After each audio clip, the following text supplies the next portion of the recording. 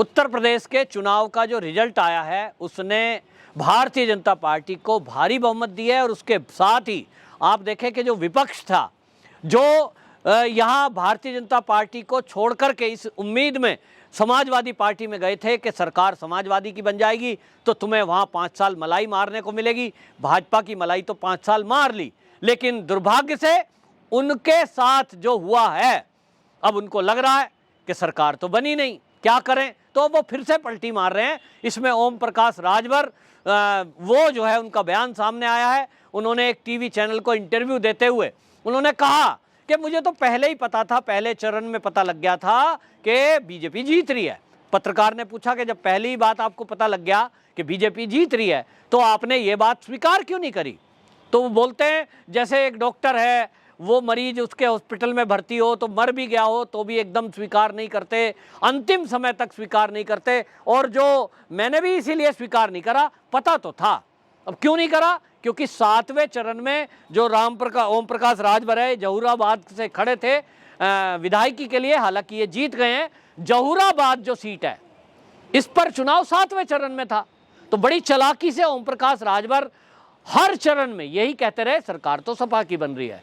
अब वो मान रहे हैं कि जीत तो बीजेपी की ही हो रही थी और ये पहले चरण में हो गई थी।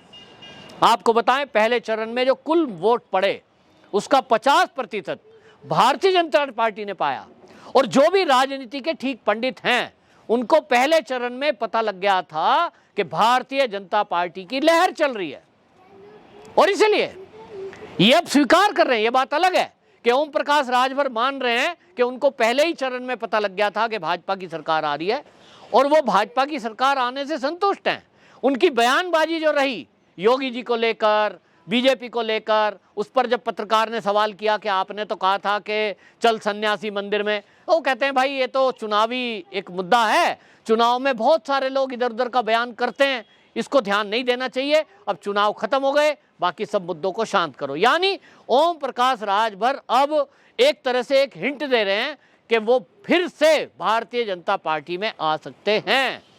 यूं आपको बता दूं, वो जो है जब उनसे पत्रकार ने पूछा कि भाई आपकी सरकार क्यों नहीं बनी, आप तो कह रहे थे सरकार बनने जा रही है, इस पर उन्होंने उसका ठीकरा जो है हार का वो ओवैसी पर फोड़ा।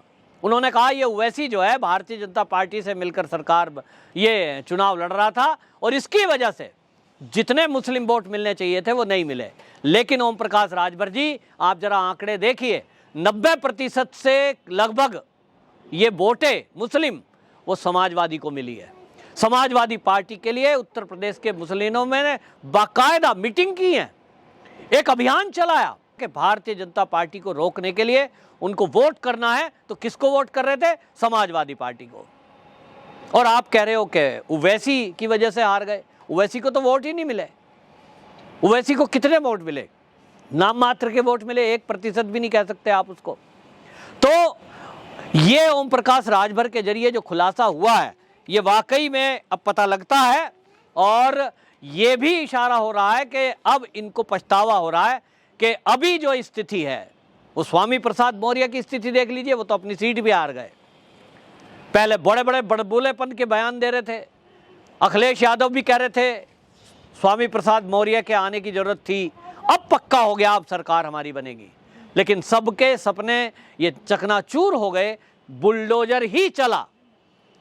और इसलिए ये जो अब स्वीकार कर रहे हैं ओम प्रकाश राजभर, अखिलेश यादव को चाहिए कि ओम प्रकाश राजभर से जब मीटिंग कर रहे हो तो जरा पूछ लो क्यों ईवीएम का मुद्दा उठा रहे हो, क्यों ईवीएम को लेकर आप कह रहे हो कि ईवीएम में गड़बड़ी हुई, लेकर राष्ट्रपति जी को पत्र लिख रहे हो, हैं सुप्रीम कोर्ट में लेटर दे रहे हो कि साहब इसकी दोबारा से जांच हो, ईवीएम की गड़बड़ी हुई, ईवीएम बदली गई। और ईवीएम बदली गई का नैरेटिव सेट करने के लिए आप अपना मुंह छुपाने के लिए नकली वीडियो वायरल, ऑडियो वायरल कर रहे हो।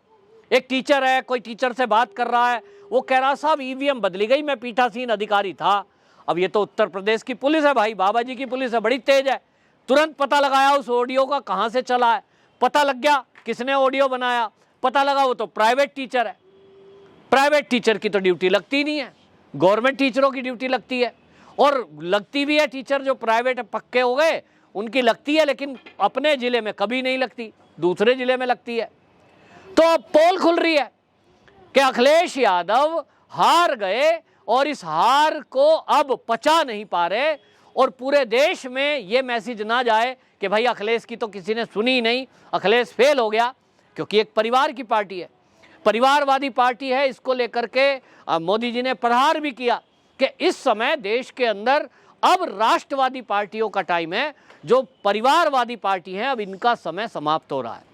लोग अब समझ रहे हैं कि एक व्यक्ति के, एक परिवार के पार्टी जो चल रही है, ये कोई राजाओं का शासन थोड़ी है पहले जमाने वाला कि एक राजा होता था, बाकी सब प्रजा होती थी, उनके सब नौकर चाकर होते थे। अब अखिलेश यादव हो गए, या राहुल गांधी हो गए, ये जयंत चौधरी हो गए, ये एक परिवार की पार्टी है, दूसरा कोई मतलब ही नहीं है कोई दूसरा आदमी इसमें आ गए हो। तो ये जो परिवारवाद है इसको लोगों ने नकारा है, और इस नकारने में अखिलेश यादव पर सवाल ना आ जाए कि भाई पार्टी के प्रमुख भी तुम ही हो, टिकटों का बंटवारा भी तुम ही करते हो, सब चंदा इकट्ठा तुम्हारे पास ही आता है। पार्टी में कोई लोकतंत्र है कि नहीं है? कोई अगर किसी को बनाना चाहे अध्यक्ष, दूसरा कोई बनेगा? पार्टी का अध्यक्ष कोई बन ही नहीं सकता।